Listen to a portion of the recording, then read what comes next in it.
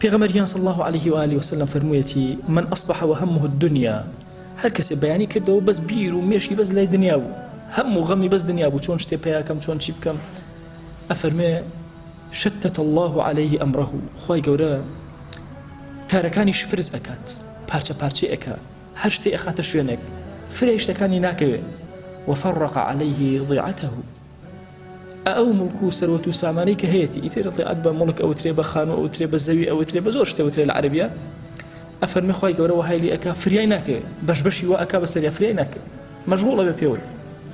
وجعل فقره بين عينيه هەمیشە لەگەڵ ئەوەش ئەو شتانە هەیە لە فەقیری ئەترسی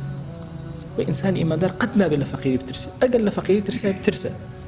بترسە لەوەی کە خەلەلێک لە عەقیدە و بیرروباوەڕی تۆیە هەیە قەت ئینسانی ئیماندار هەمەکەی لە نێوچەوانیە باشە فەقیرەکەی لە نێوچەوانیان نییە هەمیشە وا هەستکە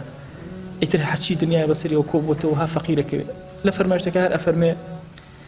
ئەفەرمێ سبحان الله ئەم کەسە ولم يأته من الدنيا إلا ما كتب له لەگەڵ ئەوەشە هەڵپە ئەکات و پەلامارەدات و بەم لەوە چی قسمەتی خۆیەتی هەر ئەوەی دەستگیرەوێ هیچ